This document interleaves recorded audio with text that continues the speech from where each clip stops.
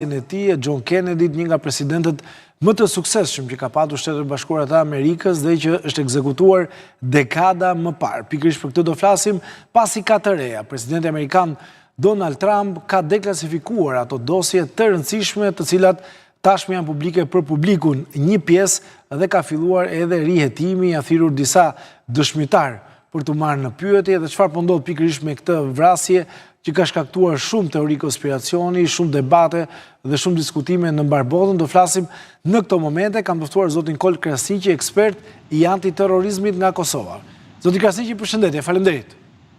Përshëndetje. Kënaqësi që të kam në studio live. Ndalemi menjëherë te ky zhvillim, cilat janë të rejat që dim fillimisht, çfarë ka dalë nga këto dosje të publikuara? Padyshim se vrasja John Kennedyt, presidentit të 35 të Shteteve të Bashkuara të Amerikës, paraqet një ngjarje teje tragjike dhe tronditëse, por edhe misterioze në historinë e Shteteve të Bashkuara të Amerikës. Parimisht, sipas një ligji të miratuar nga Kongresi Amerikan vitin 1992, ishte urdhëruar publikimi disa dosjeve lidhur me vrasjen e John Kennedyt dhe ato dosje përfshinte një volum rreth 5 milion faqe ose parapërsisht rreth 88% të dosjes së përgjithshme e cila mendoi se ishte mirë, po edhe përkundër kësaj nuk ishte botuar i gjithë, nuk ishte ofruar për publikun e gjithë materiali ose e gjithë dosja e cila ishte në disponim. Sipas këtij ligji amerikan, qeveria ishte obliguar që t'i publikon gjitha dosjet lidhur me vrasjen e Kennedyt në 7 faza deri në vitin 2017. Sipas urdhit ekzekutiv të presidentit Trump, një administrata pare presidentit Trump, ishin publikuar edhe 53.000 dokumente tjera, po shihni se kemi bëjmë me një ngjarje tejet misterioze, në një ngjarje tejet voluminoze me miliona dokumente, të cilat ishin ofruar për publikun. Mirë po pas përfundimit të mandatit të Trump dhe ardhjes së presidentit Biden, ky kishte urdhëruar në interes të sigurisë kombëtare me arsyetimin edhe të mundësisë së rrezikimit të operacioneve inteligjente të cilat i krynin shërbimet e ndryshme amerikane jashtë shtetit amerikan, që dosja e Kennedyt të mbetet edhe për një kohë të gjatë edhe për një kohë të caktuar konfidenciale. Do thotë ato materiale të cilat nuk ishin publikuar të mbetin konfidenciale edhe për një kohë të caktuar. Pikërisht ky vendim i presidentit Biden kishte shkaktuar reagim nga fakti se një kompani e cila merrej me studimet e çështjeve të caktuara politike dhe historike e kishte paditur Shtetet e Bashkuara të Amerikës dhe kishte kërkuar publikimin e gjithë dosjeve të cilat kishin në disponim. Pas këtij rasti, sidomos pas ardhjes së Trumpit 2, ashtu që kishte premtuar në gjatë fushatës elektorale, ai me një urdhër të vetë ekzekutiv kishte urdhëruar administratën amerikane që të publikon në tërësi jo vetëm dosjen e vrasjes së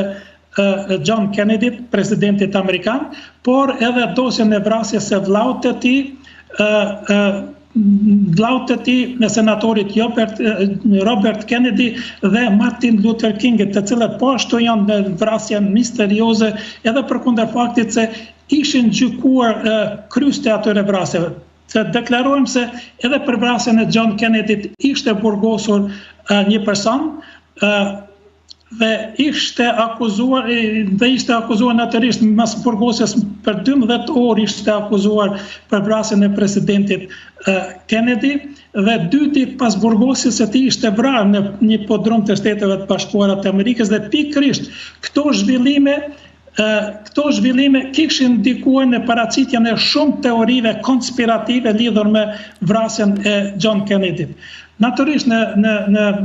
to teori ose në ushimin e këtyre teorive konspirative kishin ndikuar edhe rrethana të përgjithshme historike të asaj kohe, për faktin se vetëm 2 vite më përpara ishte vendosur muri i famshëm gjerman i Berlinit, i cili kishte ndarë lindjen dhe perëndimin dhe ishte simbol i ndarjes së lindjes dhe perëndimit.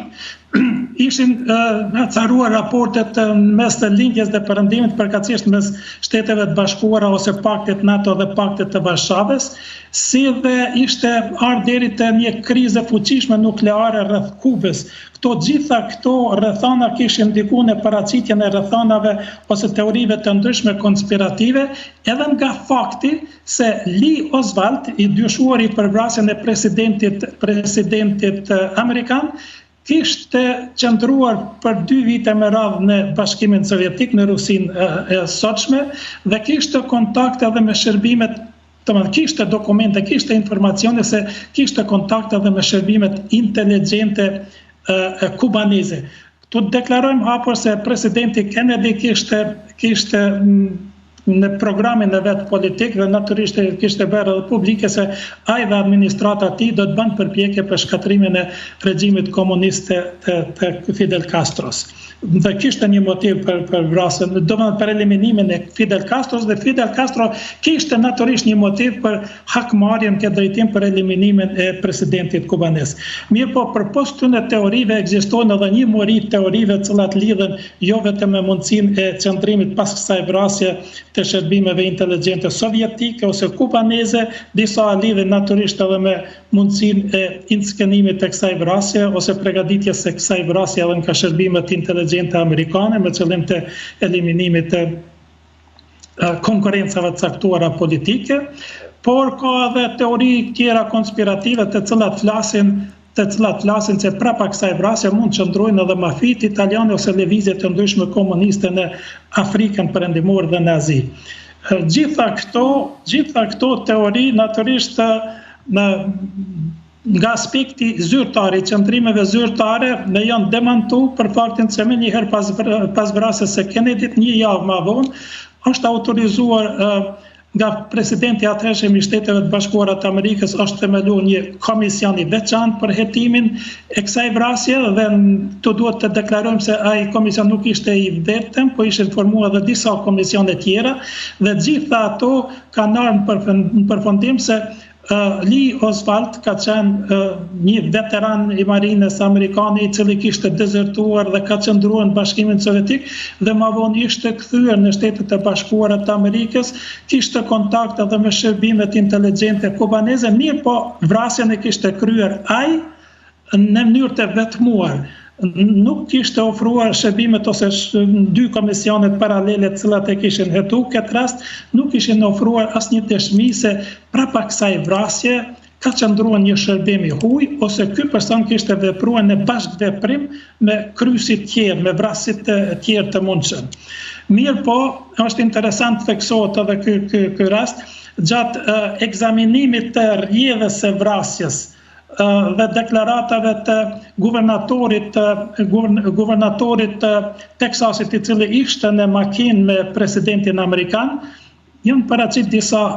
arsye për rihetim të rastit, për faktin se guvernatori kishte shpëtuar me një plagë të lehtë, sipas teorisë zyrtare, një plumçar i cili kishte godit presidentin e kishte plagos edhe guvernatorin, mirë po ai më vonë kishte deklaruar se është godit nga 2 armë, dhe pikërisht kjo deklaratë dhe disa deklarata tjera të disa dëshmitarëve okular të cilët kishin qëndruar në momentin e kalimit të makinës së presidentit amerikan aty afër, kishin deklaruar se edhe në një shkurrë aty afër kishte qëndruar një person dhe kishte goditur me një armë. Gjitha këto natyrisht paraqisin teori të ndryshme konspirative, të cilat shpresojmë se me publikimin edhe këtyre dosjeve të mbetura do t'i jepet një sqarim përfundimtar kësaj enigme se kush dhe si dhe pse ka mujt të vra presidenti më simpatik i kohës, natyrisht, dhe presidenti më premtues për vendosjen e një rendi të ri atëherë botëror, dhe natyrisht i cili kishte dhënë një impuls shumë të fuqishëm paraqitjes së Shteteve të Bashkuara të Amerikës si një superfuqi globale e cila është njëkohësisht edhe prirëse e lëvizjeve demokratike dhe mbrojtëse e lëvizjeve demokratike dhe sistemit demokratik në vendet të ndryshme të botës. Zoti Krasniqi, po me dokumentet që kanë dalë, çfarë thuhet në to, në dosjet që janë publikuar, janë disa apo jo? Natyrisht se janë disa, ka dosje të ndryshme, në ato dosje është interesant theksohet se në disa janë ankuar se dosjet nuk janë të skanuara në mënyrë të qartë, disa mungojnë disa pjesë të atyre dosjeve, mirë po aty flitet për disa operacione të sekrete të cilat i kanë zhvilluar Shtetet e Bashkuara, përkatësisht të shërbimet inteligjente të Shteteve të Bashkuara të Amerikës, se ata nuk e kanë vetëm CIA-n, po ekzistojnë rreth 20 shërbime të ndryshme inteligjente të cilat veprojnë në nivel kombëtar dhe ndërkombëtar. Tregojnë për mënyra të ndryshme, natyrisht tregojnë edhe për një rast të ofrimit të një shërbimi krejtësisht konspirativ të presidentit të një shteti të Amerikës Latine për vendosjen e aparaturave për gjusë ndaj ambasadës ruse, e cila të Meksikës, presidentit të Meksikës, e cila kishte ofruar një shërbim shumë të mirë Shteteve të Bashkuara të Amerikës, pa njoftuar shërbimet e veta shtetërore. Do të thotë, janë disa informacione krejtësisht konspirative të cilat jepin vetëm një pasyrë sipërfaqësore për fuqinë dhe aktivitetet inteligjente të shërbimeve amerikane jashtë Shtetit Amerikan. Përpos asaj, natyrisht, publikimi i dosjeve ka argumentuar dhe faktin se vrasi kishte kontakte, kishte qëndruar rreth 2 vite në Bashkimin Sovjetik, në Rusinë aktuale, kishte kërkuar shtetësinë ruse, do të përkatësisht sovjetike, dhe ju kishte refuzuar shtetësia sovjetike dhe prapa ai ishte kthyer në Shtetet e Bashkuara të Amerikës dhe ishte eksponuar si një simpatizer i fuqishëm i lëvizjeve komuniste. Të gjitha këto janë rrethana rrethanore të cilat pa u argumentuar edhe me prova tjera konkrete nuk mund të flitet se ka mund tjetë atentator ose ka ekzekutuar urdhrin nga ndonjë shërbimi jashtëm ose ka vepruar në bashkëveprim me ndonjë strukturë tjetër organizative. Zotër Krasniqi, përse sipas jush është e rëndësishme të dihet nga ka ardhur vrasja për opinionin publik, pasi shërbimet sekrete jam i sigurt që e din, po pse është e rëndësishme për publikun, apo publiku mirësh mos ta di sepse mund të ngjallin ndonjë ndjenjë anti atij shteti? Jo, shikoni, unë besoj se Shtetet e Bashkuara të Amerikës deri me tani kur nuk jo kanë friguar të vërtetës, edhe tani sa do që t'jetë hidhur ose mund t'jetë hidhur një vërtetë e tillë, në interes natyrisht të transparencës dhe besueshmërisë së opinionit publik ndaj aparatit shtetëror, është mirë që të publikohet e vërteta. Nëse ka pas edhe informacione që ky Oswald, ky vrasi i cili është publiku dhe akuzuesi vrasjes Kennedit, ka qenë i rekrutuar nga shërbimi i CIA-s. Për faktin se kishte informacion se ky person ka qëndruar në Shtetet e Bashkuara, kishte kontakte me shërbimet inteligjente operative ruse në Amerikën Latine, sidomos me ato kubaneze, dhe me qëllim të kontraspionazhet e kishte rekrutuar. Mirë po CIA nëpërmes informacioneve të ofruara, mirë po këtu duhet me deklaru se CIA nuk i ka ofruar gjitha informacionet e veta, është ofruar vetëm dosja e cila ka qenë në disponim nga institucionet hetimore. Mirë po CIA nuk i ofron ato dosje të lidhur me rekrutimin e informatorëve të vet ku do në botë, nuk i ofron. Ajo CIA vetëm ka deklaruar, shërbimet inteligjencës amerikane vetëm kanë deklaruar se çdo material lidhur me këtë vrasje e kanë ofruar dhe ky person nuk ka qenë i rekrutuar si informator ose bashkëpunëtor i shërbimeve tona. Dhe kjo natyrisht e përjashton një farë aspekti mundësinë e involvimit të CIA-s në vrasjen e këtij personit. Shikoni, aty është edhe interesant një detaj shumë interesant. Disa ditë më përpara se ishte fushat zgjedhore atëherë, Kennedy kishte një duel televiziv me presidentin Nixon atje dhe kishte nga një fuqishëm dhe pikërisht ai duel televiziv kishte vendosur fatin e zgjedhjeve në Shtetet e Bashkuara të Amerikës dhe kishte përcaktuar sajat e simpatisë, retorikës, moshës së tij, kishte përcaktuar edhe për një mandat fitoren dhe orientimin e Shteteve të Bashkuara të Amerikës. Ka edhe teori të tilla konspirative të cilat e lidhin natyrisht me mundësinë e eliminimit të një republikani nga demokrat. Mirë po, kjo është vetëm njëra prej teorive konspirative të cilat natyrisht në mënyra të ndryshme ato përhapen dhe shpërndahen në opinion, mirë po nuk ka gjetë një besueshmëri të nivelit të lartë në opinionin amerikan ose perëndimor. Ndërkohë, ndalemi dhe kam një pyetje të fundit, zoti Krasniqi, përse janë konsideruar deri tani rrezik për sigurinë kombëtare publikimi i dosjes, edhe pse kanë kaluar mbi 50 vjet? Po, afër 60 vjet. Po. Shikoni, natyrisht se në asnjë situatë nuk askush nuk e pranon se dosja është komplete. Rreziku për siguri kombëtare sipas arsyetimit të presidentit amerikan ka qenë me mos publikimin e metodave, mënyrave dhe të veprimeve të caktuara të hetuesisë dhe të aktiviteteve inteligjente të shërbimeve amerikane jashtë shtetit amerikan, por edhe të shërbimeve të policisë amerikane të cilët hetojnë raste të caktuara jashtë shtetit amerikan, mënyrës së rekrutimit të spionëve etj., të cilët do të rrezikonin sigurinë kombëtare të Shteteve të Bashkuara të Amerikës përmes dhënies së informacioneve lidhur me mënyra të ndryshme të veprimit ose të hetimit ose të mbledhjes së informacioneve dhe përpunimit të atyre informacioneve jashtë Shteteve të Bashkuara të Amerikës. Vetëm nga ky aspekt është argumentu qëndrimi i presidentit Biden për shtyrjen e publikimit të disa informacione të cilat kishin të bënin pikërisht me metodat e fshehta të veprimit të shërbimeve amerikane lidhur me vrasjen e këtij personit, me vrasjen e presidentit amerikan nga Lee Oswald.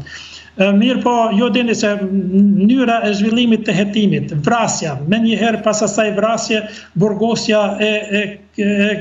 Oswaldit, disa orë më vonë, do të akuzohet me njëherë, do të shikoni, kjo është pak e çuditshme, pse se në gjitha rrethonat ose situatat policia dhe organet e hetuesisë nuk kanë edhe as nguti ose nuk kanë as nevojshme ngutin për publikimin e emrit të personave dyshim pa siguruar edhe provat e shumëanshme. Ky burgosët mrena 12 orëve akuzohet për vrasjen e Kennedy dhe 2 ditë më vonë në podrumin e policisë vritet nga një pronari një klubit natës dhe ai pronari i klubit natës prap do të dënohet me dënim me burgim përjetshëm dhe nuk arrin me dalë në gjykim dhe vdes nga kanceri dhe nuk jepet atij, nuk ju ka dhënë edhe atij mundësia për deklarim të rrethonave se pse ka vrarë këtë person. Ai natyrisht në fillim ka deklaruar se vrasja është bën nga zhgënjimi, është një vrasje hakmarrës, ka vepruar në aspektin nga mundësia pa përmbajtjes së tij emocionale dhe ka eliminuar një vrasje të një personi i cili ka qenë një prej shpëtimtarëve të Shteteve të Bashkuara të Amerikës. Pikërisht gjitha këto natyrisht paracesin arsye natyrisht për konspiracion, dhe pikërisht përderisa nuk është sqaruar në mënyrë të gjithënshme, natyrisht edhe nga mirë po shumë më mirë kishte më qenë dhe unë përkrahi vendimin e presidentit aktual për publikimin e çdo dosje dhe ofrimin e mundësisë që opinioni të gjykon, jo vetëm opinioni, por edhe opinioni profesional të gjykon, nëse ka diçka të pasqaruar, të paargumentuar, nëse ka ndonjë arsye me mshef dikush diçka ose jo. Zoti Krasniqi, për ta mbyllur, në fund të publikimit të gjithë këtyre dosjeve, besoni që publiku do ta marrë vesh kush ishin vrasësit e vërtet të presidentit Kennedy apo do bëhet akoma dhe më shumë misterioze me kaq shumë dosje, me kaq shumë dokumente? Unë kam lexuar disa mendime të shprehura nga personat që kanë kërkuar dosje dhe kanë lexuar disa dosje dhe gjithë ata kanë shprehë zhgënjimin se ato dosjet të cilat po ofrohen tani për publik dhe sipas deklaratave të presidentit amerikan janë gjitha ato me të cilat disponojnë Shtetet e Bashkuara të Amerikës, nuk po sqarojnë ose nuk japin një informacion lidhur me vrasjen, porositjen e atyre vrasjeve, qëllimin e asaj vrasje ose motivin e asaj vrasje, pos jepin informacion lidhur me jetën personale të Lee Oswald dhe të kaluarën e tij kriminale dhe kontaktet e tij kriminale, natyrisht dhe motivin e tij i cili është përshkruar gjatë marrjes së tij të parë në pyetje nga policia për vrasjen e presidentit. Mirë, erdhëm në fund të kësaj bisede. Zoti Krasniqi, faleminderit shumë. Kënaqësi që të kisha në studio live, të përshëndes.